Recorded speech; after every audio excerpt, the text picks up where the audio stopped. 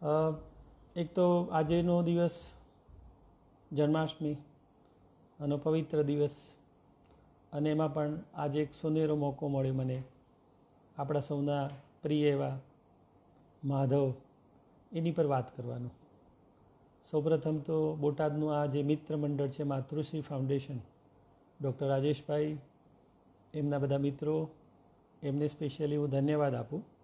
કારણ કે એમની જે લેક્ચર સિરીઝ રાખે છે વેબસાઇટ ઉપર ઇન્ટરનેટના માધ્યમથી, એમાં મજાની વાત એ છે કે આજનો વિષય આજના ઉત્સવને અનુરૂપ રાખ્યો છે, એટલે વિશેષ આજનો દિવસ મહત્ત્વનો બની ગયો. કૃષ્ણ પ્રત્યે, માધવ પ્રત્યે દરેકની પ્રીતિ અને પ્રેમ હોય એ સ્વાભાવિક છે, કારણ કે સદીઓથી આપણા બધાના પ્રિય એવા કૃષ્ણ, પ્રિય એવા માધવ, એના વિશે મને મોકો મળ્યો છે આજે વાત કરવાનો તમારી સાથે. આ ડૉક્ટર રાજેશભાઈ અને એમની ટીમ બોટાદની અંદર જે મિત્ર મંડળ છે, 12 મિત્રોનું ગ્રુપ છે, એ બધા મિત્રો આવા અલગ અલગ વિષયો પર સિરીઝ રાખે છે અને બહુ સુંદર કામ એ કરી રહ્યા છે કે વિચારો આપવાનું કામ કરી રહ્યા છે. અને પાંડુરંગ શાસ્ત્રી બહુ સરસ વાત કરતા કે માનવને બેઠો કરવો હોય તો તમારે બીજી કોઈ સબસિડી સહાયની જરૂર નથી, વિચારોથી બેઠા કરો, માનવ વિચારોથી જ બેઠો થશે. તો મને લાગે છે કે આ બહુ સુંદર વાત છે અને સમન્વય થાય આજે. કૃષ્ણ પ્રત્યેનો પ્રેમ વર્ષોથી એક જુદી રીતે મારા જીવનમાં બન્યો, કારણ કે મારું જે કોમર્શિયલ એસોસિએશન થયું, હું થોડોક પરિચય પણ આપી દઉં. સુરેશ પ્રજાપતિ મારું નામ છે અને અત્યાર સુધીમાં 41 પુસ્તકો લખ્યા છે. એમાં અલગ અલગ પુસ્તકમાં એક પુસ્તક મેં લખ્યું માધવ ધ અલ્ટિમેટ લીડર. એટલે મને વિચાર આવ્યો આ પુસ્તક લખવાના સંદર્ભમાં કે મારે કૃષ્ણ ઉપર કશુંક લખવું છે, અને એ માટે હું પોરબંદર સ્પેશિયલી ગયો, અને પોરબંદર પછી દ્વારકા, અને દ્વારકા અને પોરબંદરના ત્યાં દરિયા કિનારે બેસી અને મનમાં વિચાર કર્યો સૌથી પહેલાં કે મારે કૃષ્ણ ઉપર તો કેટલું બધું લખાયું છે, અઢળક લખાયું છે અને લખાતું રહેશે, અને દર મહિને એક નવું પુસ્તક કૃષ્ણ ઉપર આવે છે અને એટલું જ વંચાય છે. તો કંઈક એવું કંઈક લખીએ, કંઈક થોડું ભિન્ન હટકે. તો મને વિચાર આવ્યો કે યુવાનો આકર્ષિત થાય અને યુવાનો કૃષ્ણને એક અલગ દ્રષ્ટિથી જોતા થાય, એ માટે કૃષ્ણ ઉપર કંઈક આપણે લખીએ. તો મને ટાઇટલ આ ગમ્યું, માધવ ધ લીડર. અને આમ તો લખવાની શરૂઆત કરી એ દરમિયાન તો ઘણા બધા, કોઈ એક ચેપ્ટર અહીંયા દ્વારકા લખ્યું, કોઈ એક ચેપ્ટર પોરબંદર લખ્યું, અને વિશેષ હું બેઝિકલી કોર્પોરેટ ટ્રેનર છું, એટલે મારે ઉત્તર ભારત ઘણું બધું ફરવાનું થયું. એમાં બધા ટાટા, અદાણી, હિટાચી, મુરુગપ્પા, ટોરેન્ટ પાવર, આ બધી કોર્પોરેટ્સમાં હું ટ્રેનિંગ આપું છું, અને એમાં ભારતભરમાં ફરવાનું થયું. એટલે જ્યાં જ્યાં ટ્રેનિંગના સંદર્ભમાં, તો જેમ જેમ મને અવકાશ મળતો ગયો એમ કૃષ્ણને વધારે માણતો ગયો, વિચારતો ગયો, લખતો ગયો, અને એમાંથી સર્જન થયું. જનરલી આ બધા વિચારો આજે પણ તમારી સમક્ષ જે રજૂ કરું છું એ મારા પોતાના કોઈ જ વિચારો નથી. એકચ્યુઅલી યુગોથી આપણે માનવ તરીકે એકબીજાને પેલી રિલે દોડની જે ગેમ આવે છે, એમાં આપણે એક વસ્તુ આપી દઈએ એટલે પેલો વ્યક્તિ પકડી અને પછી આગળ બીજાને આપે, પછી ત્રીજાને આપે.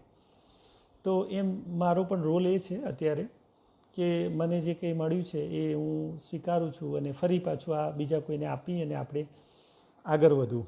પાંડુરંગ શાસ્ત્રી હંમેશા કહેતા કે જ્યારે જ્યારે કોઈ સ્થિતિ એવી નિર્માણ થાય છે ત્યારે કોઈ એક વ્યક્તિ આવે છે, લીડરશિપ એની ભજવે છે, અને પછી પાછું ટાઈમ થાય છે એટલે વિદાય લે છે, પાછી નવી વ્યક્તિ આવે છે અને ફરી ત્યાંથી નવું સર્જન થાય છે. તો આજના વિષય ઉપર જ આપણે સીધા આવીએ.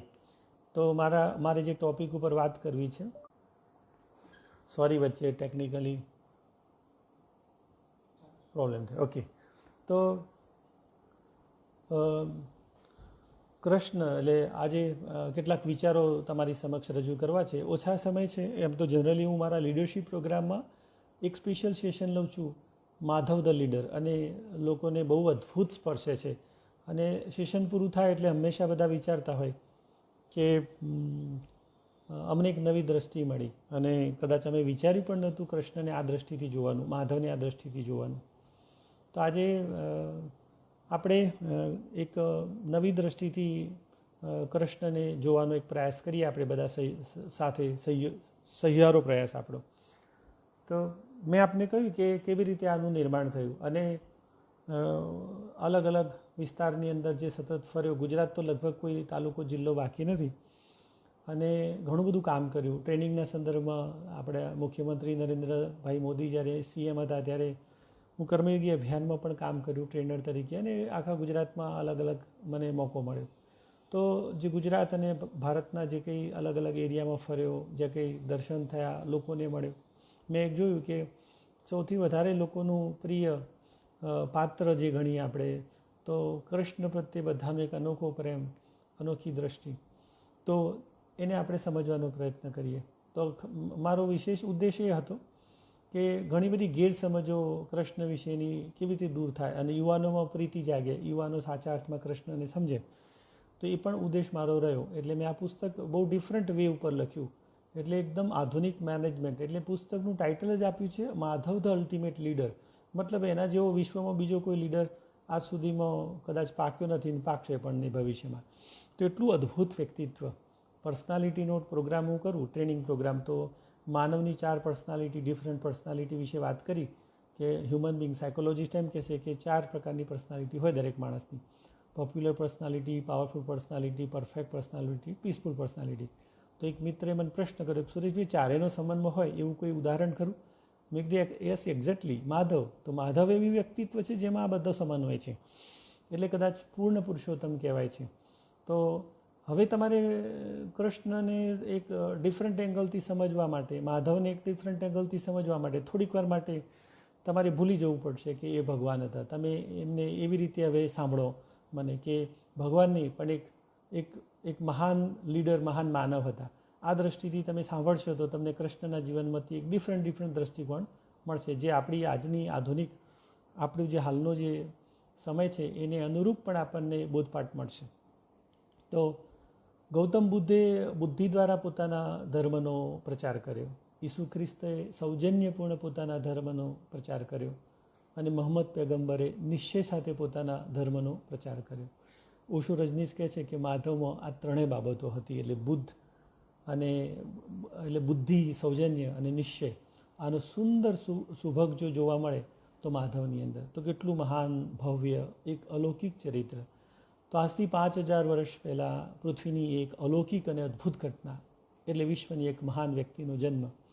તો 5000 વર્ષ પહેલાંની આ ઘટના છે અને આ મહાન વ્યક્તિ એટલે માધવ, કૃષ્ણ, આપણે એમને કેટલા અલગ અલગ નામથી આપણે સંબોધીએ છીએ. તો આ મહાન વ્યક્તિએ ધર્મ, ન્યાય અને નીતિ માટે જીવનભર ઝઝૂમ્યું અને વિશ્વને પ્રેરણા આપી.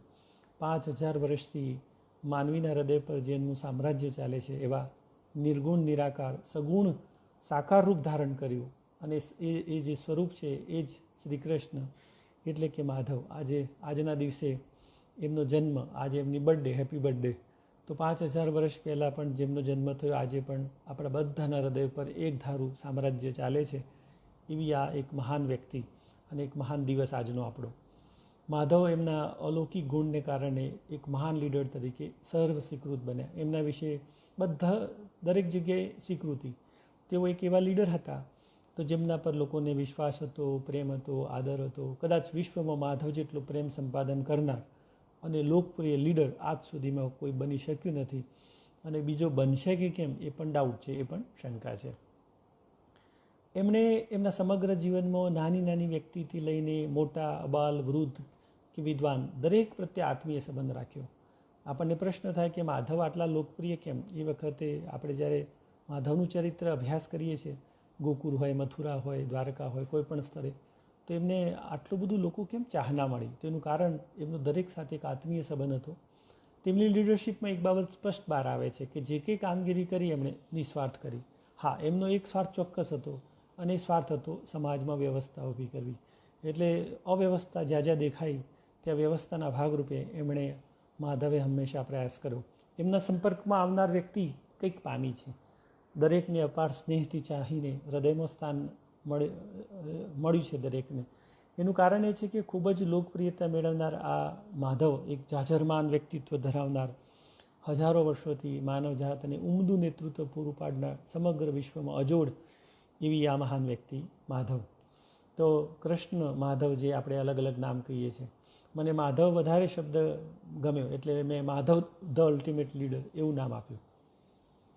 પરાક્રમો અને સાહસથી ભરેલું એમનું જીવન, છતાં લેશ માત્ર સ્વાર્થ નહીં. તમે જુઓ કૃષ્ણ માધવનું આખું કોઈ સ્વાર્થ, કોઈ અંદર ઈગો આપણને જોવા ના મળે. પરાક્રમ, બુદ્ધિ, નિસ્પૃશ્યતા, આ ત્રણેયનો સંગમ એમના વ્યક્તિત્વમાં. માધવનું દિવ્ય જીવન આપણને મુક્તિ અપાવે, આપણને ઘણું બધું પ્રેરણા આપે, દરેક ક્ષણે પ્રેરણા આપે. આપણી અંદર જે ડાઉટ્સ છે એમાંથી આપણને બહાર આવી નિશ્ચય લેવાની પ્રેરણા આપે. જેમ અર્જુનને ડાઉટ્સ દૂર થયા અને એને પ્રેરણા આપી. જીવનમાં જ્યારે જ્યારે હતાશ થઈએ ત્યારે આપણા જીવનમાં ઉત્સાહ, દિવ્ય, રમણીય અને ભવ્ય એવું માધવનું જીવન જ બધાને, નિરાશાવાદીને આશા આપે છે. તો એમનું જીવન જ હંમેશા આપણને પ્રેરણા આપનારું છે. તો એવા માધવની આપણે આજે કેટલીક લાક્ષણિકતાઓ જોવાનો પ્રયાસ કરીશું. યુવાનો છે એટલે એમને નેતૃત્વ, લીડરશિપ હંમેશા ગમે. તો માધવની અંદર તો બધા જ લક્ષણો છે, પણ બધા લક્ષણો અત્યારે આપણી પાસે એટલો સમય નથી તે વાત કરીએ. પણ દસેક લાક્ષણિકતાઓ જે છે, જે અદ્ભુત છે, જે સીધી આપણને પ્રેરણા આપે આપણને, એટલા માટે આપણને સ્પર્શી જાય. તો આ દસેક લાક્ષણિકતાઓ વિશે એક પછી એક હું વાત કરીશ. મિત્રો, આજે હું જે વાત કરી રહ્યો છું એ માધવની, એમના જીવનની, તો એ કંઈ નવી નથી તમારા માટે, બધું તમે જાણો છો. પણ હું પાકો તમને પ્રોમિસ આપું છું કે આપણી વાત આખી પૂરી થાય એટલે ડેફિનેટલી તમને એક નવો એંગલ મળશે, તમને એક નવી દ્રષ્ટિ મળશે. તો જીવનને જોવાની એક નવી દ્રષ્ટિ મળશે. તો સૌથી પહેલાં લીડરશિપની લાક્ષણિકતાઓ વિશે વાત કરું તો ઓશો રજનીશ એમ કહે છે કે કૃષ્ણ પૂર્ણ હોવાનો અર્થ એ છે કે કૃષ્ણના જીવનમાં એ બધું જ છે જે કોઈ એક વ્યક્તિના એક જ જીવનમાં લગભગ અસંભવ છે.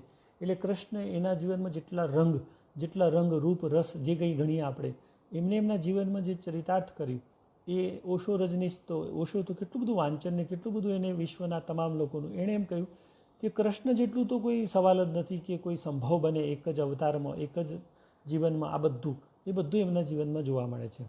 તો જગતના જેટલા પણ અવતારી પુરુષો છે, મહાપુરુષો છે, ઈસુ, બુદ્ધ, પૈગંબરથી માંડીને, તો દરેકની એક લયબદ્ધ જીવનશૈલી છે, એક સાતત્યપૂર્ણ વ્યક્તિત્વ છે, જ્યારે કૃષ્ણ એમાં અપવાદ છે. એટલે તમામ અવતારી પુરુષનો આપણે એક ભાગ સમજી લઈએ એટલે એમનું સમગ્ર વ્યક્તિત્વ સમજાઈ જાય. પરંતુ કૃષ્ણને સમજવા માટે આખું જીવન આપણે સમજવું પડે. એટલે જન્મથી લઈ મૃત્યુ સુધીની એમનું આખું જીવનમાં સતત મુસાફરીમાં વળાંકો આવતા રહ્યા છે. એમનું જીવન ચરિત્ર સદીઓથી પ્રેરણા આપે છે અને આવનારી સદીઓ માટે પણ પ્રેરણારૂપ રહેશે. આપણા જાણીતા લોકલાડીલા વિચારક, લેખક એવા ગુણવંત શાહ બહુ સુંદર કૃષ્ણ વિશેના સુંદર પુસ્તકો એમણે પણ લખ્યા છે. એમણે એમ કહ્યું છે કે કૃષ્ણ વિશે સૌથી મોટી ગેરસમજ આપણી એ ઊભી થઈ છે કે આપણે કૃષ્ણનું જે કહેવા પાછળના શબ્દોનું અર્થઘટન બદલી નાખ્યું છે. આપણે ખરેખર અર્થઘટન જુદું કર્યું છે. સંભવામી યુગે યુગે, એનો અર્થ આપણે એવો કર્યો કે અત્યાચાર અને દુઃખોથી સમાજ ઉભરાય એટલે ભગવાન ખુદ અવતાર લઈને આવશે. પણ હકીકતમાં એનો અર્થ એવો થતો નથી. હકીકતમાં અર્થ એવો થાય છે કે દરેક યુગમાં મારું જીવન અને મારી કાર્યશૈલી એટલું જ સંલગ્ન, અનુરૂપ બની રહેશે. એટલે કૃષ્ણ એમ કહે છે કે યુગો દરેક યુગની અંદર મારું જીવન જ એટલું એપ્રોપ્રિએટ, એટલે કૃષ્ણ દરેક યુગમાં પરફેક્ટ છે, એપ્રોપ્રિએટ છે. તો એમનું કહેવાનું તાત્પર્ય આ હતું. શ્રી રામકૃષ્ણ પરમહંસ કહે છે કે સમુદ્રના એક બિંદુને આપણે ટેસ્ટ કરી લઈએ એટલે આપણને ખ્યાલ આવે કે આખો સમુદ્ર આવો છે. પણ કૃષ્ણની બાબતમાં આ લાગુ પડતું નથી. સમુદ્ર એક રસ છે, એટલે એક બિંદુ ચાખીએ એટલે ખારું લાગે, તો આપણને બીજું બિંદુ ચાખો તો એ પણ ખારું લાગે. ટૂંકમાં બધામાં ખારાશ છે, એટલે આપણે તારણ કાઢીએ કે આખો દરિયો આવો છે. પણ કૃષ્ણમાં તમે ના કરી શકો. કોઈ એક બચપણ જોઈને કૃષ્ણ વિશે જજમેન્ટ ના લઈ શકો. તમે એમની યુવાની જોઈને તમે કોઈ જજમેન્ટ ના લઈ શકો. તો કૃષ્ણના જીવનમાં બધા જ રસ છે. એટલે કહેવાય છે કે કૃષ્ણનું વ્યક્તિત્વ સબરસ છે અને એટલે એ રસોથી ભરપૂર છે. એટલે એમનું જીવન તમામ રસોથી ભરપૂર છે. એટલે આપણા માધવ જે છે એક એવા લીડર છે જેમનામાં એક સફળ લીડરમાં હોય એ બધા જ ગુણો, બધી જ લાક્ષણિકતાઓ એમનામાં જોવા મળે. એટલે મેં કહ્યું એમાં કહું કે પૂર્ણ પુરુષોત્તમ, બધું જ સંપૂર્ણ, ધ કમ્પ્લીટમેન્ટ બધું જ એમાં જોવા મળે. તો કૃષ્ણ જે છે, માધવ જે છે, એના જીવનમાં વ્યક્તિએ જીવનમાં સક્સેસ થવું હોય, સફળ થવું હોય, તો એને કેટલીક ક્ષમતા, કેપેસિટી અને કેટલીક લાક્ષણિકતાઓ એને વિકસાવવી પડે. તો માધવના જીવનમાં આપણને બધું જોવા મળે. એમના જીવન ચરિત્રમાં એમણે ક્યારે આળસ કરી નથી, ક્યારે કોઈ વાત પડતી મૂકી નથી, ક્યારે કારણ વગર કોઈ કામ કર્યું નથી, ક્યારે વિચાર્યા વગર પગલું ભર્યું નથી. તો એક સફળ લીડરની અંદર જે ક્વોલિટી હોય બધી એમની અંદર છે. તો આવો આપણે માધવની આ જે ખાસ કેરેક્ટરિસ્ટિક લાક્ષણિકતાઓ છે એક પછી એક જોઈએ. તો સૌથી પહેલી લાક્ષણિકતા ડિસિઝન મેકિંગ, નિર્ણય શક્તિ. તો કોઈ પણ લીડર જે છે એ હંમેશા યોગ્ય નિર્ણય યોગ્ય સમય અને યોગ્ય રીતે લેતા હોય છે. આપણા જીવનમાં મોટાભાગના પ્રોબ્લેમ્સ ક્યારે આવે છે કે આપણે નિર્ણય ક્ષમતા ઘણીવાર ડિસિઝન લેતા નથી અથવા ઘણીવાર બહુ વિલંબ કરીએ, જલ્દી નક્કી જ ના કરીએ અને એટલે આપણા લાઈફમાં પ્રોબ્લેમ થતા હોય છે. તો એક આદર્શ લીડર કોને કહેવાય? એ ત્વરિત ડિસિઝન લે અને ભવિષ્યમાં જે કંઈ પ્રોબ્લેમ આવતા હોય એમની તૈયારી હોય કે ભાઈ ચલો આપણે ફોડી લઈશું જે કંઈ પ્રશ્નો આવે. તો કોઈ પણ લીડર જે છે એના માટે આ સૌથી પહેલો ગુણ બહુ જરૂરી છે, ડિસિઝન મેકિંગ. માધવ જે છે એ એમનું ડિસિઝન મેકિંગ કેટલું પાવરફુલ હતું એના હું બે પ્રસંગો કહું. તો સૌથી પહેલો પ્રસંગ કે એ જમાનામાં એવું હતું કે જ્યારે મહાભારતનું યુદ્ધ શરૂ થયું ત્યારે જેની મદદ લેવા જાય એટલે ઓટોમેટિકલી એને મદદમાં માટે જવું પડે. એટલે જે રિક્વેસ્ટ કરવા જાય, યુદ્ધ થાય એટલે એકબીજાનો સપોર્ટ લેવા જાય. તો ત્યાં એ વખતના જમાનાની આ સિસ્ટમ હતી.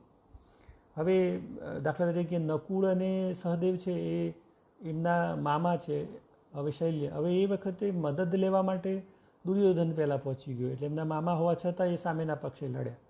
તો હવે માધવની મદદ લેવા માટે અર્જુન અને દુર્યોધન બંને જાય છે. તો દુર્યોધન છે એ વહેલા જાય છે. હવે નિયમ એવો હોય છે કે જે વહેલો આવે એટલે એને પ્રાયોરિટી મળે.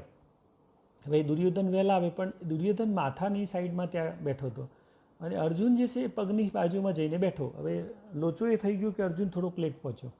હવે સ્થિતિ નિર્માણ થઈ કારણ કે જે વહેલો જાય એ માગી શકે તો સ્થિતિ આ ઊભી થઈ. પણ કૃષ્ણ માધવે જેવી આંખ ખોલી એટલે એમની નજર સીધી અર્જુન ઉપર પડી અને એમણે કહ્યું કે અર્જુન તું આવી ગયો. ત્યાં દુર્યોધન એકદમ વચ્ચેથી બોલે છે કે માધવ પહેલાં હું આવ્યો છું.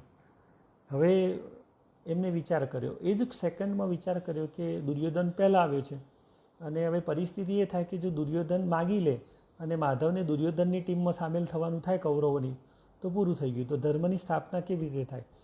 એટલે એમણે તરત જ બીજી સેકન્ડે વિચાર્યું કે તારી વાત સાચી છે દુર્યોધન, પણ એકચ્યુઅલી મારી નજર પહેલી અર્જુનની સામે પડી અને આમ પણ એ નાનો ભાઈ છે અને તું મોટો છે તો સ્વાભાવિક છે કે નાના ભાઈને આપણે તક આપવી જોઈએ. તને શું લાગે છે?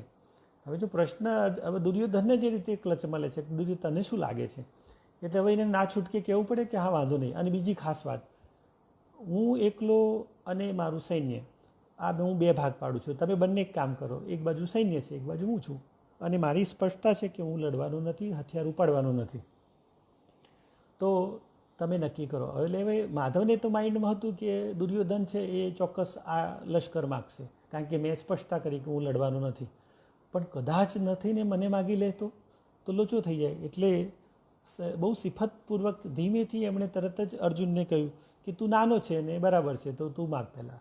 અને એ રીતે અર્જુન એમને વિશ્વાસ હતો કે અર્જુન તો મને જ માગશે અને એમણે માધવને માગણી કરી અને દુર્યોધન ખુશ થઈ ગયો કે મારે આમની જરૂર ક્યાં હતી? મારે તો આર્મીની જરૂર હતી, લશ્કરની જરૂર હતી. પણ આખી સ્થિતિ જે નિર્માણ થઈ પછી તમે જોઈ શકો. ખાલી કલ્પના કરો કે પાંડવોની સાથે માધવ ના હોય તો બસ ખાલી આટલું જ કલ્પના કરો એટલે વાર્તા પૂરી થઈ ગઈ. તો આ પહેલી બાબત છે ડિસિઝન.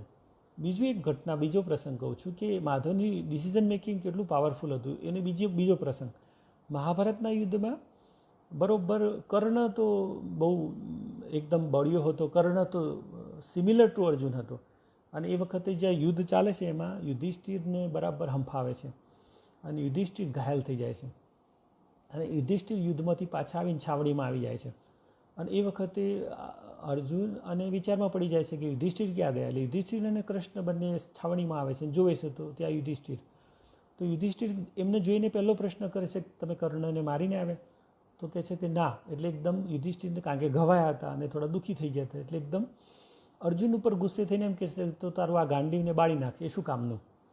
હવે અર્જુનનો નિયમ હતો, એને પ્રતિજ્ઞા લીધી હતી કે જે મારા ગાંડીવનું અપમાન કરશે એનો હું વધ કરીશ.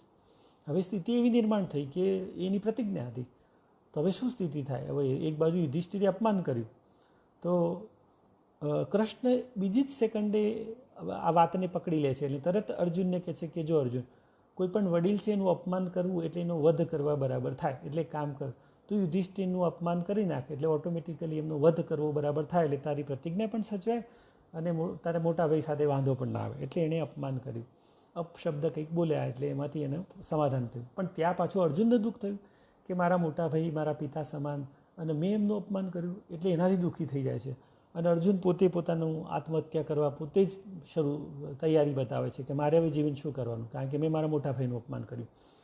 ત્યારે ફરી માધવ એને કહે છે કે જો કોઈ પણ ક્ષત્રિય, કોઈ પણ સજ્જન, કોઈ પણ માણસ જ્યારે પોતાની પ્રશંસા કરે, આત્મશ્લાઘા, એ પોતાના મૃત્યુ સમાન જ છે. એટલે એક કામ કર, તું તારી પોતાની આત્મશ્લાઘા કરી લે, તું જ તારા વખાણ કરી લે, એટલે ઓટોમેટિક તારું મૃત્યુ સમાન જ છે. એટલે અર્જુન પાછી પોતાની આત્મશ્લાઘા લે, પોતાના વખાણ કરી લે છે. હવે આ સ્થિતિમાં આપણે કલ્પના કરી શકીએ કે એ કૃષ્ણની ત્યાં મોજૂદગી ના હોય અથવા ઇન્સ્ટન્ટલી એમણે જે ડિસિઝન ના લીધા હોય તો પાછું મહાભારતનું આખું પાછું પલટાઈ જાય. આ તો એક ઉદાહરણ બે આપ્યા, પણ સમગ્ર મહાભારતમાં તમે ડિસિઝન તમે જુઓ તો લીડરશિપ જે છે એનું સૌથી મહત્ત્વની વાત એ છે કે ડિસિઝન મેકિંગ.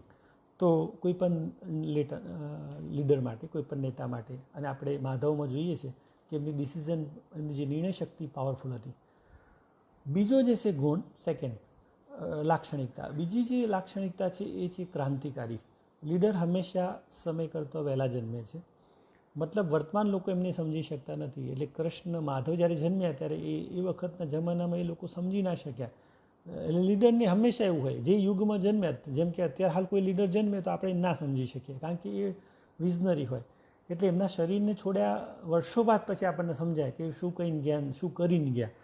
તેઓ ભવિષ્યમાં, એટલે કે 100-200 નહીં, 1000 વર્ષ પછી નિર્માણ થતી જે પરિસ્થિતિ છે એનું પહેલેથી જોઈ શકનારા હોય. એટલે લીડર બધા કરતાં પહેલાં, બધા કરતાં વિશેષ, બધા કરતાં અલગ જોઈએ છે. હા, તેઓ બધા કરતાં ભિન્ન રીતે કરે છે, કારણ કે વર્તમાન એમને સમજી શકતો નથી, એટલે એમને ક્રાંતિ જ કરવી પડે હંમેશા. તો કૃષ્ણ જે છે, માધવ જે છે, એને ક્રાંતિકારી કહેવાય. કેમ? બચપનની અંદર એ બાળપણમાં તમે જુઓ એટલે એમનું એક બીજું લેબલ છે માખણચોર.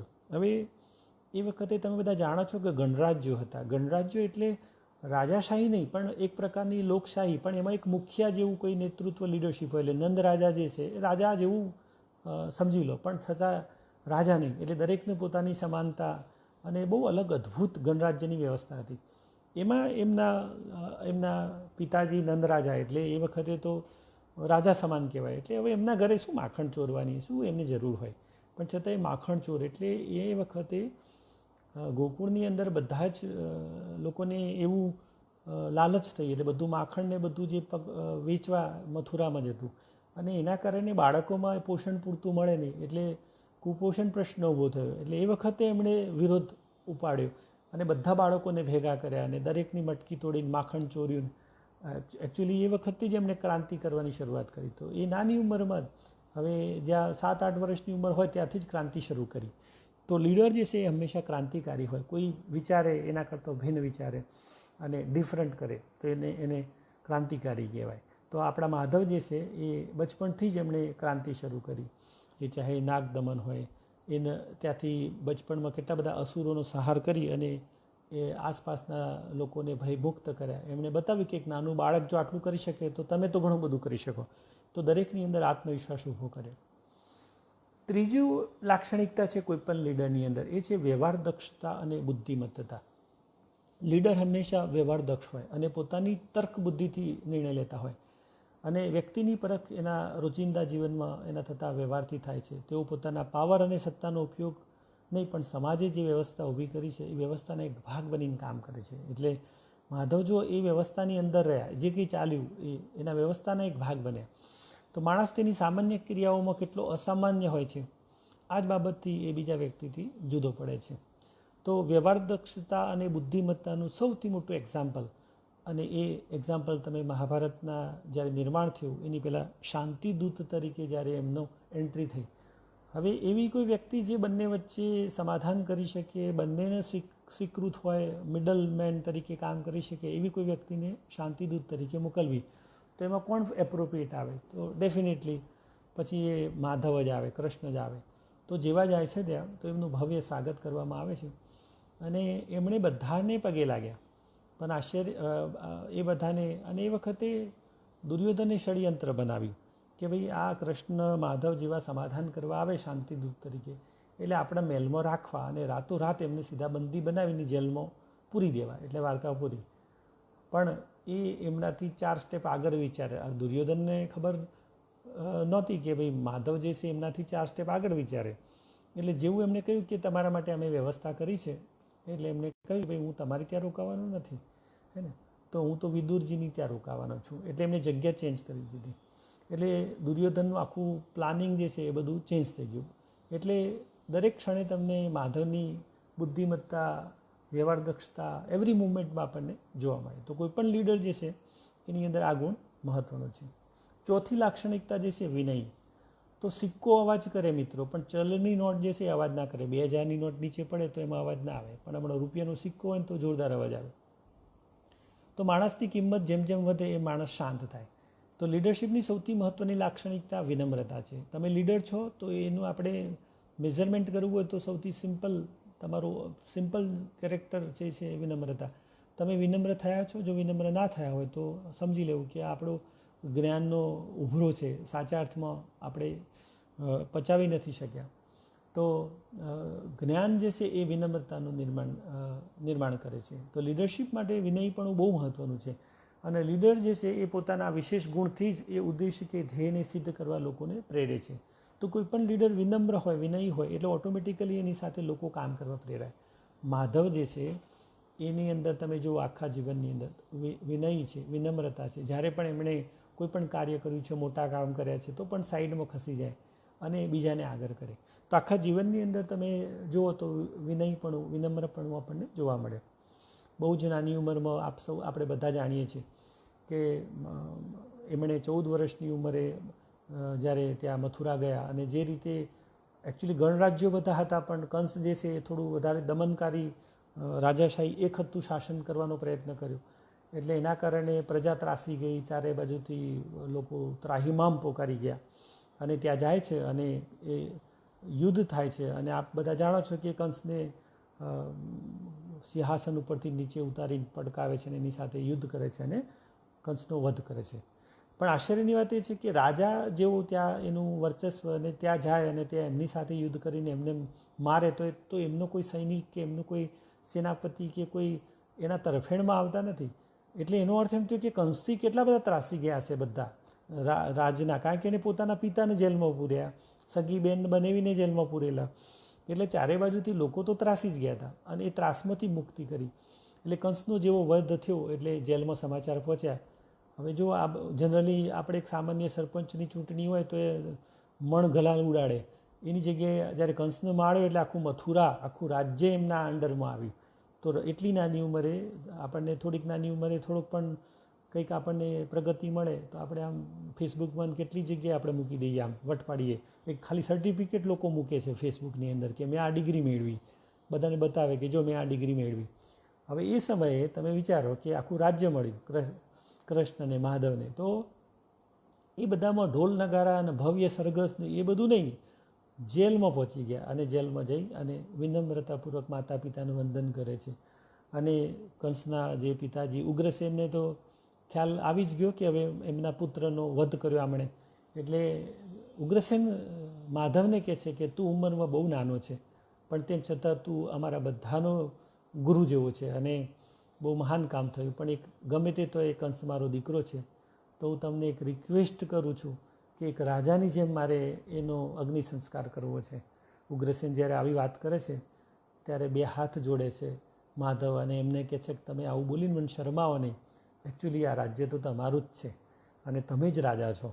અને બીજી સેકન્ડે આખું રાજ્ય જે છે ઉગ્રસેન, હવે આપણે કલ્પના કરી શકીએ, વિચારી શકો કે કેટલી વિનમ્રતા હશે કે આખું રાજ્ય વિજેતા થયા પછી બીજી સેકન્ડે આપી દેવું. આપણને એક નાનો સરખો આજે ભાઈઓ વચ્ચેના એક નાની સરખી જમીન હોય, ઘર હોય, બીજી કંઈ પ્રોપર્ટી હોય, તો એમાં મોટી દિવાલ ઊભી થાય, ભાઈઓ એકબીજાને મારામારી કરે, કેસ થાય, ઝઘડા થાય, આ બધું થાય અને આપણે એક થોડુંક પણ છોડવા તૈયાર નથી. એની સામે આ મહાન વ્યક્તિ તમે જો આખું રાજ્ય એક સેકન્ડમાં આપી દીધું કે આ તો તમારું જ છે અને હું તો ખાલી વ્યવસ્થા ઊભી કરવા આવ્યો છું. તો તમે જુઓ એમના જીવન ઉપરથી આપણને કેટલી વિનમ્રતા આપણને જોવા મળે. તો લીડરશિપની આ સૌથી મહત્ત્વની બાબત છે વિનમ્રતા. 5મી લાક્ષણિકતા છે દ્રઢ સંકલ્પ. તો માધવે જે સંકલ્પ કર્યા, એટલે પહેલો સંકલ્પ હતો ધર્મની સ્થાપના કરવી, અને ધર્મની સ્થાપના કરવા માટે દ્રઢ સંકલ્પ હતો. એના માટે જે કરવું પડે બધું કર્યું. તો એક વખત એક ડિસિઝન લેવાય તો કે આ મારો દ્રઢ સંકલ્પ છે તો એના માટે કરવું. તો લીડર એક વખત નક્કી કરી લે પછી કોઈ પણ પરિસ્થિતિ એને હલાવતી નથી. તેઓ જે નક્કી કરે છે એમાં એમની તર્ક બુદ્ધિ અને સામર્થ્ય સામેલ હોય છે. તેમના સંકલ્પો તેમના જીવનનું મિશન બની જાય છે.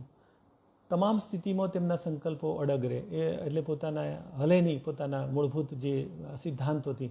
આ સંકલ્પો સિદ્ધ કરવામાં બધી જ ઉર્જા કામે લગાડે છે. મિત્રો, તેમના સંકલ્પો બીજી વ્યક્તિને કદાચ અહંકારી લાગી શકે. જ્યારે લીડર કોઈ સંકલ્પ લે એટલે આપણને એમ લાગે કે આ મોટો ઈગો કરે છે, અહંકારી થઈ ગયો, એટલે બીજાને લાગી શકે, પણ એને બહુ પરવા હોતી નથી. કારણ કે અંતે તો તેમના તમામ સંકલ્પો લોકહિત અને સમાજ કલ્યાણ માટે જ હોય છે, જેનું મૂલ્ય એમને મન બીજાના અહંકારથી પણ વિશેષ હોય છે. એટલે લીડર એક વખત નક્કી કરી લે એટલે સંકલ્પ લે એટલે કારણ કે એના સંકલ્પો પણ સમાજ હિત માટે જ હોય છે. એક બહુ સુંદર પ્રસંગ અત્રે મને યાદ આવે છે કે જ્યારે દર્શક મનુભાઈ પંચોળી જ્યારે વિદેશમાં ગયા અને એ વખતે દર્શકને એક ત્યાંના જે લોકો હતા એમણે એક પ્રશ્ન કર્યો કે તમે જે કૃષ્ણની વાત કરો છો, કૃષ્ણ ઉપરનું પ્રવચન હતું, અને તમે જે કૃષ્ણની વાત કરો છો ને તો એ કૃષ્ણ તો કપટી હતા અને એમણે તો કેટલું બધું ચીટિંગ કર્યું ને કેટલું બધું આગું પાછું કર્યું, તમે એમને ભગવાન તરીકે માનો છો? તો કૃષ્ણને ભગવાન કેવી રીતે? જે માણસે જીવનભર જુઠ્ઠું અથવા તો કપટ અથવા આ બધું કર્યું હોય તો એના માટે તમે એને કેવી રીતે માનો છો? હવે દર્શકના આવો પ્રશ્ન ઓડિયન્સમાંથી કોઈએ કર્યો, ત્યાંના ફોરેનમાંથી વિદેશી કોઈએ કર્યો. હવે દર્શકે શું જવાબ આપ્યો? બહુ મહત્ત્વની વાત કહેવા જઈ રહ્યો છું. દર્શકે એમ કહ્યું, એ ભાઈ જેને પ્રશ્ન કર્યો એને પૂછ્યું કે દાખલા તરીકે મેં તમને કમિટ કર્યું, તમે મને, હું અહીંયા આવ્યો છું ભારતથી આવ્યો, તો તમે મને એમ કહો કે કાલ સવારે મારી ઘરે ચા પાણી નાસ્તો કરવા આવજો, તો એટલે તમે આવશો? પ્રોમિસ? એટલે હું કહું હા પ્રોમિસ.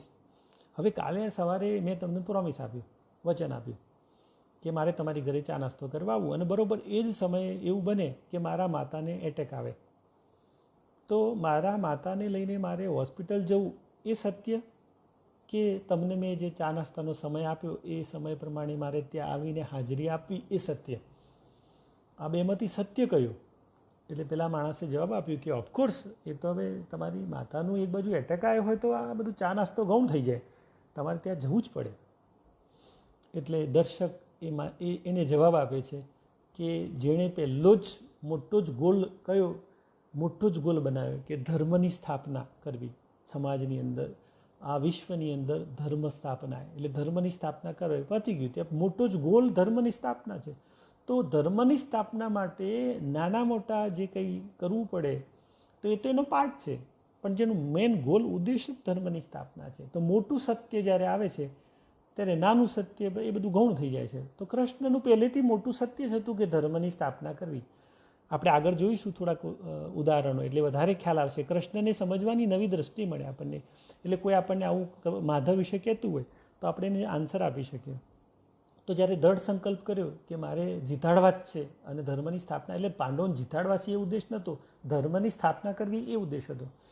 હવે તમે જાણો છો કે આખું મહાભારતનો એન્ડ આવ્યો અને દુર્યોધન જે છે એને અંતિમ શસ્ત્ર અખ્તિયાર કર્યું, એટલે એને એની માતાની સમક્ષ નગ્ન અવસ્થામાં જાય તો આખો વજ્રનો બની જાય. હવે વિચાર કરો, છેલ્લે એણે કહ્યું કે હું ભીમ બે લડીએ જે જીતે એ જીતી ગયો. હવે આટલા બધાનો સહાર કર્યા પછી, આ બધું કર્યા પછી ફાઇનલી છેવટે ડાયરેક્ટલી ધારો કે એ વજ્રનો બની જાય અને ભીમ હારી જાય એટલે પૂરું થઈ ગયું, પાછું અધર્મ થાય. એટલે માધવ વિચારે છે કે આ સ્થિતિમાં શું કરવું? તો એક જ એવી અવસ્થા કે આખો વજ્રનો થતો અટકાવવો.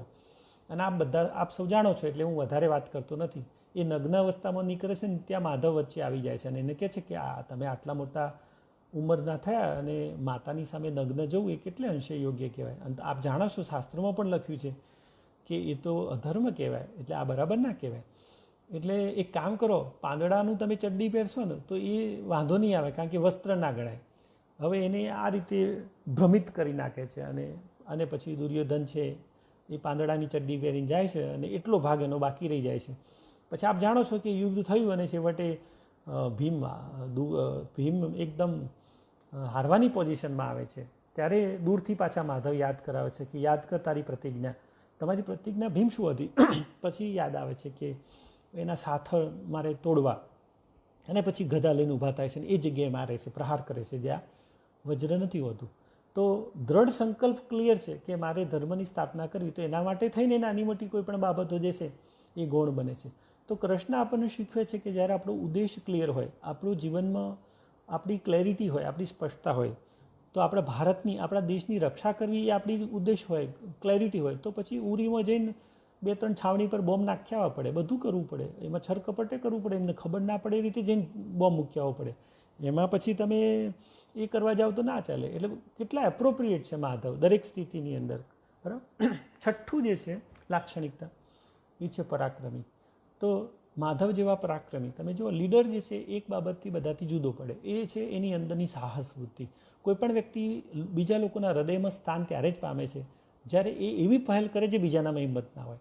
જ્યારે પહેલ વૃત્તિ આવે છે ત્યારે સાહસની જરૂર પડે, અને સાહસનો અર્થ એમ છે કે હિંમત કરતો થોડીક વધારે તાકાત જોઈએ, એનું નામ પરાક્રમ.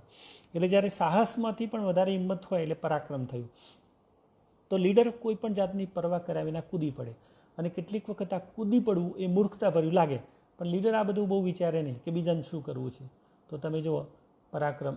સૌથી પહેલું, ઘણા બધા રાજાઓ જે છે એ જરાસંધથી ડરતા, અને જરાસંધ જે છે તમે આપ જાણો છો જરાસંધના કંટ્રોલમાં કેટલાય રાજાઓ હતા, અને જરાસંધ એ વખતે અત્યાચાર દુરાચાર કરતો હતો. હવે પરાક્રમની બચપણથી જ કેટલી નાની ઉંમરમાં જ્યારે ગેડી દડો રમતા બોલ ગયો એટલે ત્યાં જ સીધો પેલા નાગનો વશ કર્યો, એટલે ત્યારથી જ પરાક્રમની એમણે શરૂઆત કરી હતી. હવે વચ્ચેના જ્યારે જરાસંઘની વાત કરું છું ત્યારે તો એમણે નક્કી કર્યું કે કોઈનો પણ વધ ના થાય, કોઈ પણ એટલે સામે યુદ્ધ ના થાય, અને જરાસંઘનો વધ કરવો. તો અર્જુન, ભીમ અને પોતે 3 બ્રાહ્મણનું સ્વરૂપ લઈને જાય છે, અને એમના જરાસંઘના રાજ્યમાં જઈ અને એને એક મોટો યજ્ઞ કર્યો હોય છે. તો યજ્ઞમાં બ્રાહ્મણનું સ્વરૂપ લઈને જાય છે, અને એ વખતે બરોબર, કારણ કે જરાસંઘનો ઈરાદો એણે ઘણા બધા લગભગ રાજાઓને એણે બધા બંદી બનાવ્યા હતા, અને નરબલી એને ચડાવવાનો પ્લાન હતો. તો એ આખી યોજના નિષ્ફળ બનાવવા માટે પહોંચી જાય છે માધવ બંનેને લઈને, અને એ વખતે બ્રાહ્મણના સ્વરૂપમાં, અને ભીમ જે છે એ ચેલેન્જ મારે છે, અને ભીમ એમ કહે છે કે પહેલાં તમે મારી સાથે યુદ્ધ કરો, અને પછી હવે એ યજ્ઞમાં એવું છે કે કોઈ પણ વ્યક્તિ તમને પડકાર આપે તો તમારે લડવું પડે. તો જરાસંધ અને ભીમનું બંને વચ્ચેનું લડાઈ થાય છે, અને જરાસંધને ત્યાં હરાવે છે. એટલે એક પણ લોહીનું ટીપું પડ્યા સિવાય જરાસંધનો વધ કરે છે. તો આખી ચાલ, આખી જે સ્ટ્રેટેજી, અને એ કારણ કે જરાસંધને હરાવે છે એટલે ઓટોમેટિક એટલા એના તાબામાં જેટલા પણ રાજાઓ હતા એ બધા જ હવે સીધા પાંડવોના એટલે એમના કંટ્રોલમાં આવી ગયા, કારણ કે ઓટોમેટિકલી બધાને ખ્યાલ આવ્યું કે જેને જરાસંધ માર્યો એ પોતે કેટલા પરાક્રમી હોય. તો લીડર જે છે એ પરાક્રમી હોય. લીડર જે છે એનું અદ્ભુત કમ્યુનિકેશન હોય. તમે જુઓ આખા મહાભારતની અંદર કૃષ્ણનું કમ્યુનિકેશન, તો કમ્યુનિકેશન એક એવું પાવરફુલ ઇન્સ્ટ્રુમેન્ટ છે જે બાકીની બધી લાક્ષણિકતાઓ એનાથી છતી થાય છે. લીડર પાસે અદ્ભુત કમ્યુનિકેશન સ્કિલ હોય છે, અને એના દ્વારા અશક્ય અને અકલ્પનીય બાબતોને પણ એ શક્ય બનાવે. જ્યાં સુધી લીડરના મુખેથી શબ્દ નીકળતા નથી મિત્રો, ત્યાં સુધી લોકોના અલગ અલગ મંતવ્ય હોય, પણ જેવો લીડર પોતાનું મંતવ્ય રજૂ કરે એટલે બધાના મંતવ્યો એક થઈ જાય. તો આનું નામ કમ્યુનિકેશન. તમે મહાભારતના ફરીથી એન્ડ પ્રસંગમાં આપણે જોઈએ, જે મેં હમણાં જણાવ્યું તમને કે દુર્યોધનને ચડ્ડી પહેરાવે છે પાંદડાઓની, અને ભીમ જે છે ગદા મારે છે, અને એકચ્યુઅલી ગદા યુદ્ધના નિયમ પ્રમાણે જાંગ એટલે કમરથી નીચેના ભાગ ઉપર ત્યાં તમે મારી ના શકો, અને ગદા નિયમથી બિલકુલ વિરુદ્ધમાં ભીમ મારે છે. દુર્યોધન એ વખતે એમ કહે છે કે ભાઈ તું ગદા નિયમની વિરુદ્ધ ભીમ તું આવું ના કરી શકે, પણ ભીમ એમ કહે છે અહીં જોઈશે, અહીં કોણ જોઈ રહ્યું છે, કારણ કે દરિયા કિનારે માત્ર બંને વચ્ચે યુદ્ધ થાય છે, તો અહીંયા નિયમોનું પાલન, નિયમોનું જોવાવાળું કોણ છે, એમ કરીને મારે છે. અને ત્યાં દુર્યોધન ત્યાં પડે છે, બેહોશ થાય છે, પડે છે, ધીરે ઘાયલ થઈને મૃત્યુ પામે છે. એ જ ક્ષણે બરાબર એ ઘાયલ અવસ્થામાં બલરામ આવે છે, અને બલરામ ધુઆપુઆ ગુસ્સાથી, અને બલરામ જે છે જોવે છે કે ભીમે જે છે, કારણ કે ભીમ અને દુર્યોધન આ બંને બલરામના શિષ્ય હતા ગદા યુદ્ધ માટે, અને એટલે બલરામ તો ગુરુ થયા, અને એ જ સમયે બંને વચ્ચે જેવા બલરામ જોવે છે કે નિયમ વિરુદ્ધ આણે આવું કર્યું છે ભીમે, એટલે ભીમને પડકાર ફેંકે છે કે મેં તને આ શિક્ષા આપી ભીમ, તું તો મારો શિષ્ય અને તે નિયમ વિરુદ્ધ કામ કર્યું, તો હવે હું તને પડકાર ફેંકું છું, તું મારી સાથે યુદ્ધ કર. એટલે ભીમ છે ગદા નીચે ફેંકી દે છે અને કહી દે છે કે સોરી, તમે તો મારા ગુરુ છો અને હું ગુરુ પર હાથ ના ઉપાડું, તમે મારો વધ કરવો હોય તો કરો, આઈ એમ રેડી, હું મરવા તૈયાર છું, પણ હું ગુરુ પર હાથ ના ઉપાડો. મિત્રો જુઓ આખું તમે એ વખતની ભાવના, ગુરુ ભાવના, એ બધું કેવું અદ્ભુત તમને એક એક કેરેક્ટર, એક એક ઘટના, એક એક પ્રસંગમાં આપણને બોધપાઠ મળે. એટલે બલરામ જે છે એ જોવે છે કે ભીમ તો ગદા મૂકી દીધી, એટલે બલરામ એમનું હથિયાર ઉપાડે છે અને બરોબર ભીમ ઉપર પ્રહાર કરવા જાય છે. કારણ કે એમને એટલો બધો ગુસ્સો આવે છે, એટલો બધો ગુસ્સો આવે છે કે ભીમનો વધ જ કરે. અને બરોબર હથિયાર ઉપાડીને મારવા જાય છે ત્યાં માધવની એન્ટ્રી થાય છે. બરોબર વચ્ચે માધવ ઊભા રહે છે અને બલરામને એમ પ્રશ્ન કરે છે કે તાઉ તમે આટલા બધા ગુસ્સે કેમ થયા? મોટા ભાઈ તાઉ તમે આટલા ગુસ્સે કેમ થયા? એટલે બલરામ કહે છે કે હું કેવી રીતે ચલવી લઉં? આ ભીમે છે ને અધર્મ કર્યો છે, કારણ કે એને ગદા નિયમની વિરુદ્ધ અધર્મ કર્યો છે અને અધર્મીને જીવતો રહેવાનો કોઈ અધિકાર નથી. એટલે તું વચ્ચેથી હટી જા માધવ, તું વચ્ચેથી, કૃષ્ણ તું વચ્ચેથી હટી જા, કારણ કે હું હવે ભીમને વધ કરીશ. ત્યારે માધવ એમને એમ કહે છે કે બલરામને એમ કહે છે કે જે અધર્મ માટે તમે અત્યારે હથિયાર ઉપાડ્યું છે એ જ અધર્મને મારવા માટે, અધર્મીને મારવા માટે ભીમે પણ ગદા ઉપાડી. તો એનો અર્થ એમ થયો બલરામ કે તમે જે કરવા જઈ રહ્યા છો એ જ ભીમે કર્યું. એનો અર્થ એમ થયું કે ભીમે તો બરાબર જ કર્યું જે તમે કરવા જઈ રહ્યા છો. બીજી જ સેકન્ડ એમનો ગુસ્સો ગાયબ થઈ જાય છે. કમ્યુનિકેશન તમે જુઓ, હવે એક વ્યક્તિ બીજા વ્યક્તિનું મર્ડર કરવા તૈયાર છે, મારવા તૈયાર છે, અને ખાલી અંદર એક બે વાક્યો ઉમેરાય છે ત્યાં વ્યક્તિ એકદમ શાંત થઈ જાય. તો માધવ પાસે શીખવા જેવું એ છે અદ્ભુત કમ્યુનિકેશન, એમની સ્કિલ. તો બીજી સેકન્ડે માણસને ઠંડો કરી નાખે. આપણે ઘરમાં પ્રશ્નો ઉદ્ભવ્યા આસપાસ, બે ભાઈઓ અથવા માતા પિતાના અથવા પત્ની અને મમ્મી વચ્ચે ઝઘડો થયો, તો માધવ આપણને શીખવાડે છે કે આપણી વાણી એવી હોય કે એક ડાયલોગ બોલીને બે શાંત થઈ જાય, બે ભેટે એકબીજાને. તો આ માધવે શીખવાડ્યું આપણને કે વાણી કેવી હોવી જોઈએ, કમ્યુનિકેશન કેવું પાવરફુલ હોવું જોઈએ. તો લીડર જે છે એની અંદર આ ગુણ હોય છે. 8મો ગુણ જે છે વિવેક. તો તમે જુઓ કે એમણે શિશુપાલ જે છે એની 100 ગાળો સહન કરી અને પછી 101મી થઈ એટલે ઉડાડી દીધો.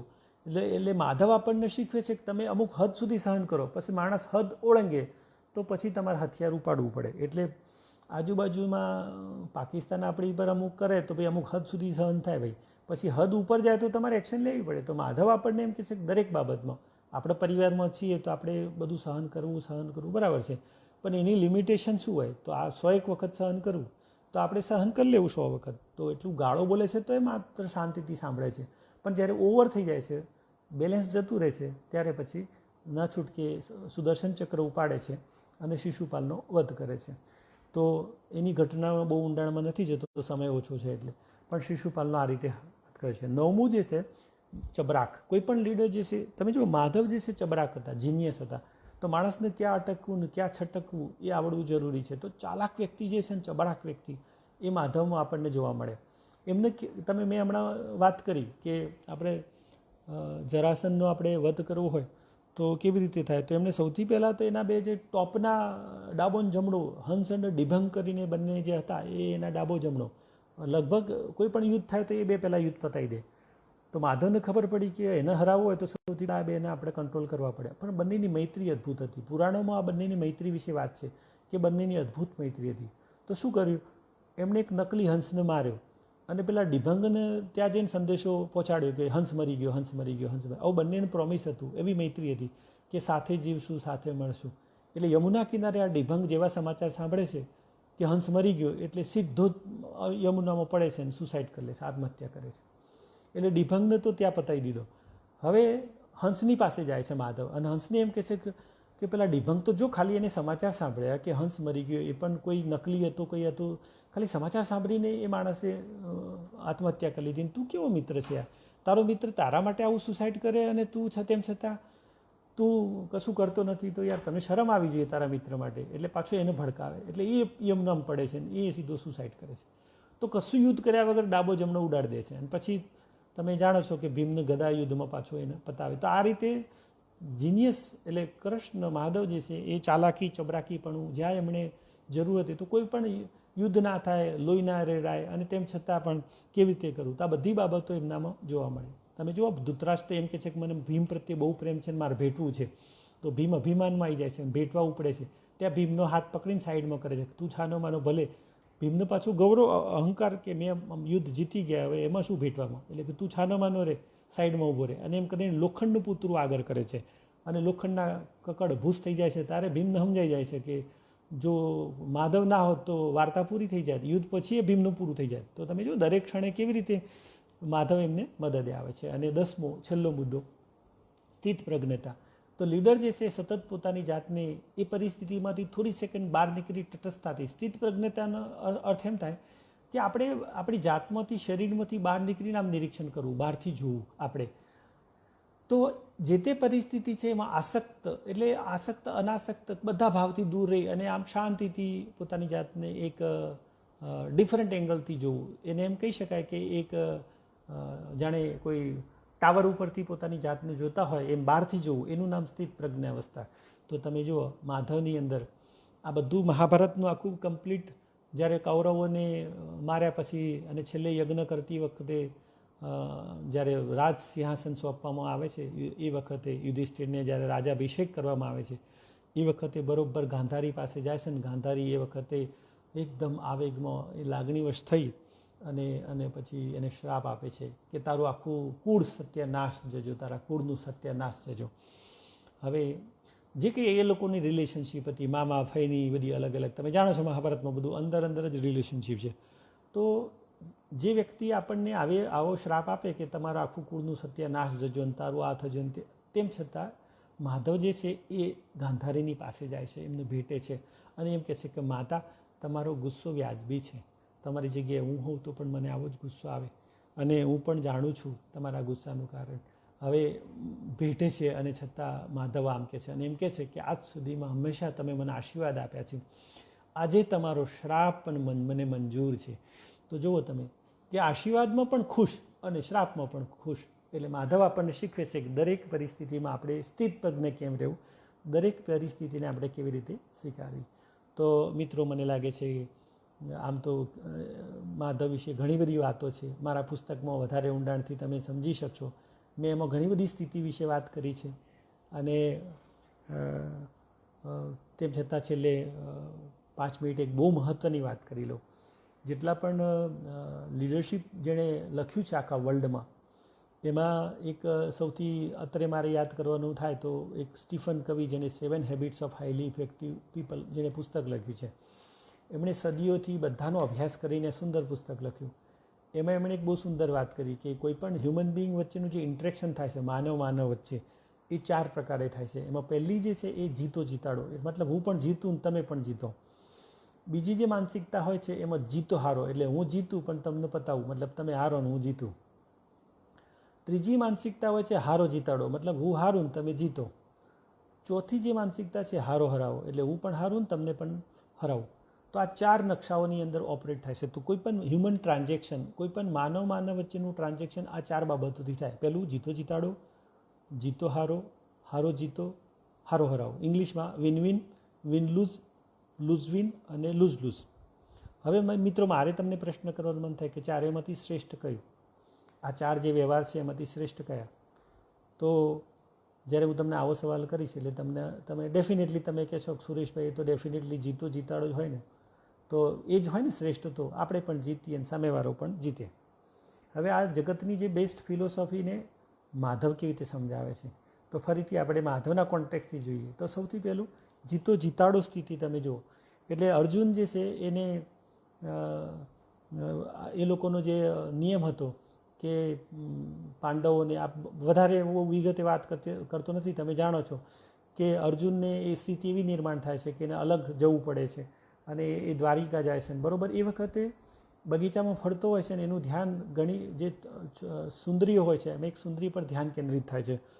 તો માધવનું ધ્યાન તરત જ એની આંખો પર જાય છે. એટલે અર્જુનને પૂછે છે કે અર્જુન તારું ધ્યાન જે ગયું છે ને એ સુભદ્રા છે, એ મારી બેન છે, તારે મેરેજ કરવા છે? એટલે અર્જુન શરમાઈ જાય છે, એટલે એ તરત જ ભાવ પકડી લે છે.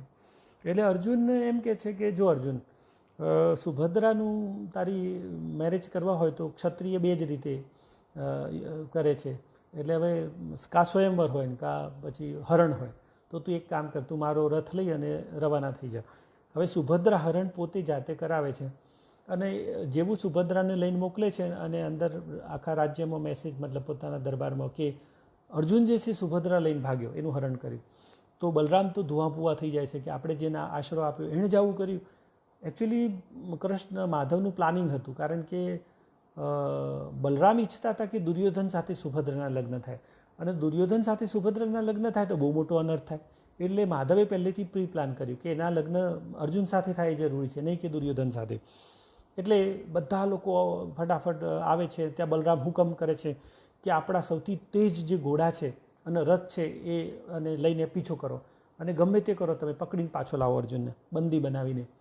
ત્યારે કૃષ્ણ એમ કહે છે કે પણ આપણા કોઈ પણ તમે રથને મોકલશો તો એ અર્જુનને નહીં મેળ પડે, કારણ કે એને પહોંચી નહીં વળે.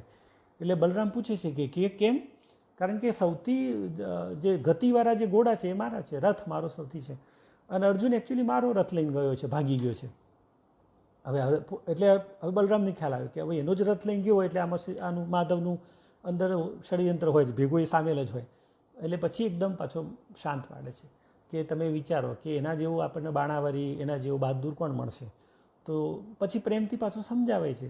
હવે આવી સેમ સ્થિતિ આપણી નિર્માણ થાય તો આપણા ઘરમાં આપણી બેનને કોઈ છોકરો પસંદ હોય અને આપણે આ રીતે સપોર્ટ કરીએ, અને પાછા એનામાં ત્રેવડ પણ નથી મોટા બેન સમજાવવાની, તો પરિવારના બીજા લોકોને સમજાવવાની પણ ત્રેવડ હોય. તો માધવ આપણને શીખવે છે કે ક્યારેક તમારે આવા ડિસિઝન લેવા પડે, પણ આમાં જીતાડો હતો, આપણે પણ જીતીએ, સામેવાળી વ્યક્તિ પણ જીતે. બીજી એક સ્થિતિ થઈ જીતો હારોની. તમે જુઓ કે દ્રોણાચાર્ય જે છે એ તો બાણાવાળી જબરદસ્ત, એમને હરાવવાની કોઈ સ્થિતિ જ ઊભી નથી થઈ. તો શું કર્યું? તો થોડુંક જૂઠનું, એટલે એમણે કહ્યું અસ્થામાં મરાયો, અસ્વસ્થામાં મરાયો, એવું આખું ફેલાવ્યું, અને એક હાથીને મારીને, આપ સૌ જાણો છો એટલે બહુ ડિટેલ કહેતો નથી. અને પાછું એમણે દ્રોણાચાર્ય કહ્યું કે ભાઈ મને યુધિષ્ઠિર પર ભરોસો, એ બોલે તો હું માનું. એટલે પાછા માધવ યુધિષ્ઠિરને કહે છે કે તમે બોલો કે હા મરાયો, અને પછી ધીમેથી બોલો કે નર કે હાથી મને ખબર નથી, એ વખતે અમે બધા ગોકી અવાજ કરશું જોરથી પાછા, એટલે ખબર નહીં પડે. તો આખું આ સ્ટાઇલ મારે છે, દ્રોણાચાર્યને આ રીતે ત્યાં મારે છે. તો તમે જો પોતાને જીતવા માટે ઘણીવાર સામેવાળાને હરાવવું પણ પડે, તો આ સ્થિતિ માટે પણ કરે છે. અને ત્રીજું જે છે હારો જીતો, એટલે તમે જુઓ જ્યારે એની પર ગોકુળ મથુરાની અંદર જ્યારે, કારણ કે કંસને મારે છે તો એના સસરા જરાસન, એટલે જરાસન 17 વખત યુદ્ધ કરે છે. એટલે પછી એમને મથુરાવાસીઓ બધા ભેગા થઈને એમ કહે છે કે ભાઈ એને વાંધો તારી સાથે જ છે કૃષ્ણ, માધવ, તો તું એક કામ કર, તું જ જો મથુરા છોડી દે તો આ બધા પ્રશ્નો સોલ્વ થઈ જાય, પેલો યુદ્ધ ના કરે. તો એ વખતે વાસુદેવ પણ સપોર્ટ કરે છે. જો પિતાજી, તમે વાસુદેવ પિતાજી છે પણ એમ કહે છે કે વાત સાચી છે માધવ, તારે જ અહીંથી જવું જોઈએ, જેથી પેલો વાડી ઘડીએ યુદ્ધ ના કરે. 17 યુદ્ધ કર્યા, અને 17મી વખતે યુદ્ધ લઈને આવે છે એટલે એ વખતે એ મથુરા છોડે છે, અને એ વખતે કાળ યવનની મદદ લે છે. અને એ જે ભાગે છે ને પાછું કાળ યવનને મેસેજ પહોંચાડે છે કે કૃષ્ણ ભાગ્યો છે અહીંથી. હવે જે ભાગ્યો હોય એને મેસેજ પહોંચાડવાની ક્યાં જરૂર છે, પણ એમને જાણી જોઈને, એટલે રણછોડ કહેવાય, રણ છોડ્યું. અને કાળ યવન એમની પાછળ જાય છે અને મુચુકુંદ કરીને ઋષિના પગે ઠેપ મારે છે, અને પછી એ ઋષિની આંખ ખુલે છે અને સીધો ભસ્મીભૂત કરે છે, એને આ રીતે નાશ કરે છે. પછી જરાસનનો પણ વારો લે છે. તો ક્યારેક હારો જીતો પણ કરવું પડે, ક્યારેક ભાગવું પણ પડે, ક્યારેક પરિસ્થિતિ એવી ઊભી થાય તો થોડી વાર માટે આ સ્થિતિમાં પણ આવવું પડે, અને છેલ્લે હારો હરાવો. તો ચોથો જે છે હારો હરાવો, તો મહાભારતના યુદ્ધમાં તમે જાણો છો કે જ્યારે કર્ણ છે ને એને બ્રહ્માસ્ત્ર સાચવી રાખ્યું હતું, અને કર્ણે નક્કી કર્યું હતું કે અર્જુનને પાડવો, કારણ કે એને જે અપમાન થયું હતું સ્વયંવર વખતે, એણે નક્કી કર્યું હતું કે મારે અર્જુન માટે આ બ્રહ્માસ્ત્ર વાપરવું. હવે માધવને ખબર છે કે કર્ણ અને જ્યારે અર્જુન સામે આવશે અને બ્રહ્માસ્ત્ર વાપરશે તો વાર્તા પૂરી થઈ જશે, એટલે ફરીથી પાછું સ્થિતિ ત્યાંની ત્યાં. તો મેદાનમાં ઘટોત્કચને ઉતારે છે ભીમના પુત્ર, અને એ ભયંકર ઘટોત્કચ જોરદાર બહાદુર હતો, અને એ એટલી હદે સહાર કરે છે કૌરવોનો. અને યુદ્ધની અંદર સ્થિતિ એવી થાય છે કે દુર્યોધનને પકડે છે, અને દુર્યોધન કેદી બનાવી લે છે, બંદી બનાવી લે છે. દુર્યોધન રિક્વેસ્ટ કરે છે કે મને બચાય હવે. ત્યારે કર્ણ પાસે બીજો કોઈ છૂટકો નથી, બ્રહ્માસ્ત્ર વાપરે છે અને ઘટોત્કચનો વધ કરે છે. તો આ બાજુ ઘટોત્કચનું મૃત્યુ થાય છે. ભીમને બહુ દુઃખ થાય છે કે માધવ તમે આવું કર્યું, પણ હવે છૂટકો નહોતો, કારણ કે ઘરના એક સભ્યનું, કારણ કે અર્જુનને બચાવવો હતો અને સામે પેલું એ બચાવવું હતું. તો ક્યારેક હારો હરાવો સ્થિતિ થાય, એટલે પોતાના પક્ષે પણ નુકસાન જાય, પણ સામેના પક્ષને પણ પાડવા માટે પોતાના પક્ષે પણ નુકસાન જાય. તો શ્રેષ્ઠ માનસિકતા કઈ, તો માધવ આપણને શીખવે છે કે વિવેક જરૂરી છે. તો કઈ પરિસ્થિતિમાં કઈ માનસિકતા સાથે લડવું એ લીડરશિપ માટે બહુ મહત્ત્વની બાબત છે.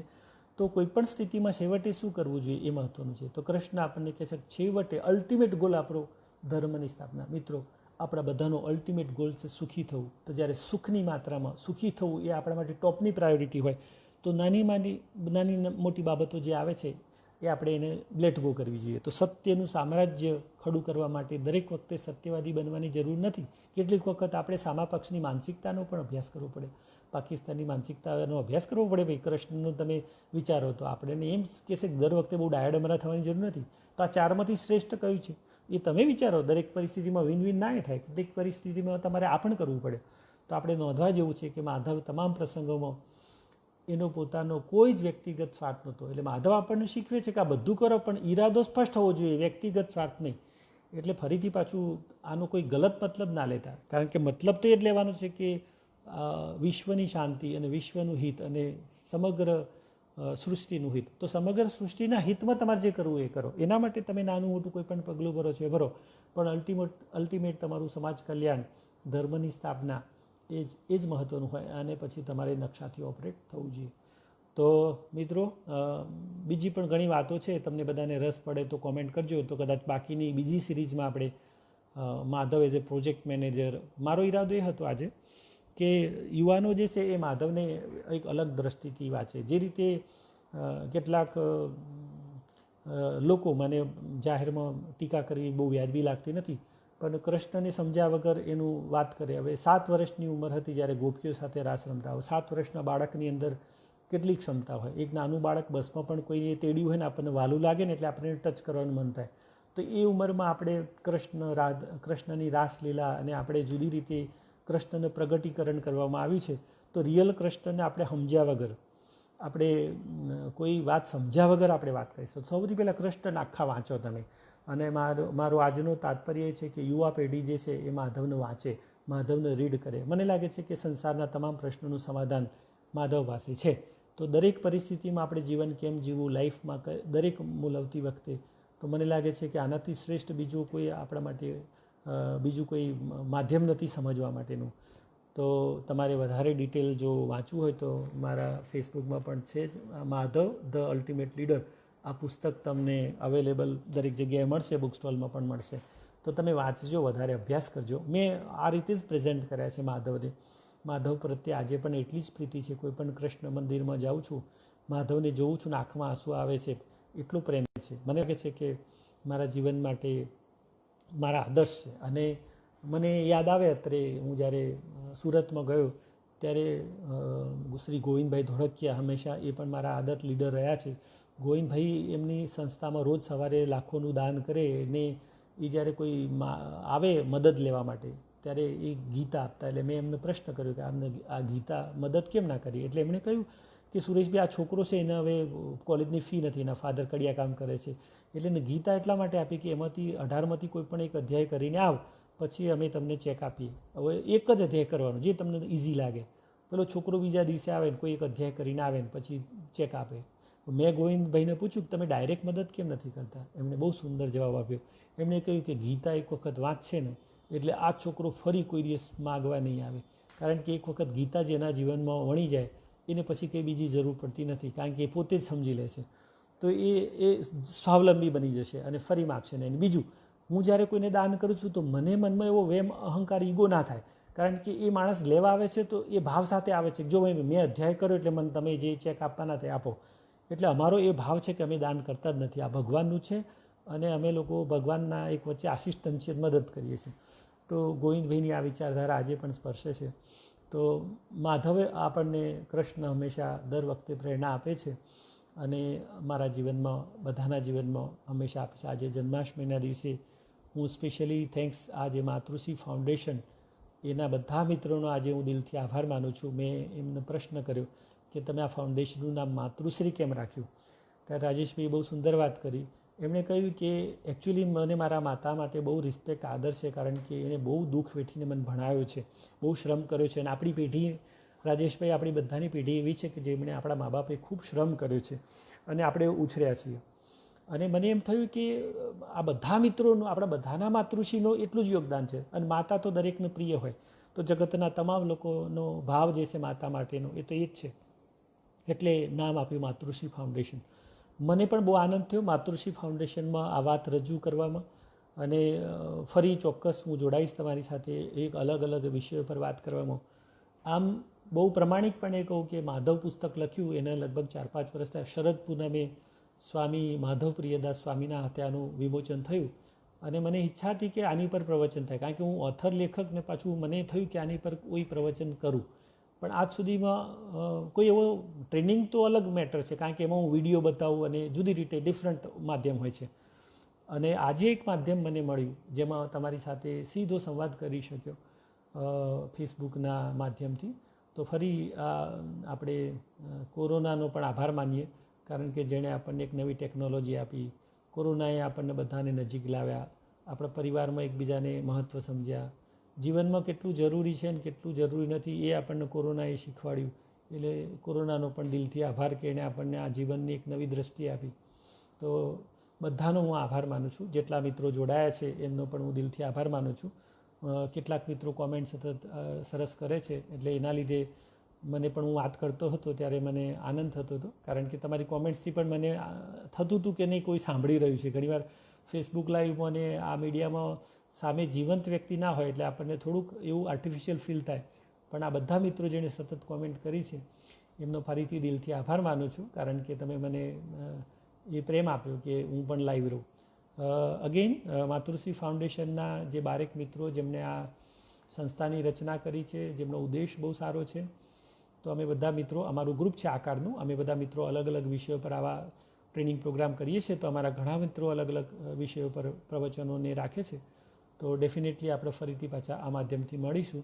અને ફોર્ચ્યુનેટલી રાજેશભાઈના હાથે ઘણા બધા વિદ્યાર્થીઓ અભ્યાસ કરીને હજારો વિદ્યાર્થીઓ પસાર થયા છે. હું અપેક્ષા રાખું અને આશા પણ રાખું રાજેશભાઈ, તમે બધા મિત્રો, કે કૃષ્ણ માધવને ફરીથી તમે તમારા વિદ્યાર્થીઓ સાથે શેર કરજો. આજે જે મેં વાત કરી તો આપણા નવી પેઢી જે છે એની એક નવી દ્રષ્ટિ બને. સંસ્કૃતિની, આપણી સંસ્કૃતિને પણ કેટલીક સારી બાબતો છે. આપણા ઘરમાં કેટલીક ઉધઈ આવી હોય તો આખું ઘર સળગાવી દેવાનું ના હોય, ઉધઈ જે છે એને જ દૂર કરવાની હોય. તો આપણી સંસ્કૃતિની અંદર પણ ક્યાંક ઉધઈ લાગી હોય તો ખાલી એટલું જ દૂર કરવાનું હોય. આખી સંસ્કૃતિને વગોવી એ મને લાગે છે યોગ્ય નથી. તો આપણી સંસ્કૃતિ બહુ ભાતીગળ છે, એને બહુ બધું આપ્યું છે આપણને. તો એમાંથી સારું છે એને પકડીએ, જે ખરાબ છે એને દૂર કરીએ. અને દૂર કરવાની જવાબદારી આપણે બધાની છે. જ્યાં જ્યાં અંધશ્રદ્ધા અને કૃષ્ણના નામે અંધશ્રદ્ધા કે બીજાના નામે અંધશ્રદ્ધા આવી છે એને આપણે બધા સાથે મળીને દૂર કરીએ, અને જે સારું છે, શ્રેષ્ઠ જે છે એને આપણે પરંપરા બનાવીએ. ફરીથી બધાનો દિલથી આભાર માનું છું. Thank you. અને બધાને જય શ્રી કૃષ્ણ. આજે જન્માષ્ટમીના દિવસે બધાને હેપી જન્માષ્ટમી. કેક કાપીશું આપણે બધા, એટલે આપણે આવો સમન્વય કરવો છે, કેક પણ કાપવાની કૃષ્ણની અને માધવને પ્રેમ પણ કરવાનો. તો આપણી પેઢી એવી છે જેમાં સમન્વય છે. તો આજે અમારી પેઢી કેક પણ કાપે અને સાથે સાથે આપણે પારણામાં ઝુલાઈએ પણ ખરા. તો બંનેનો એક સરસ સમન્વય આપણે કરીએ. ફરીથી થેન્ક યુ, આભાર, જય હિન્દ, જય શ્રી કૃષ્ણ.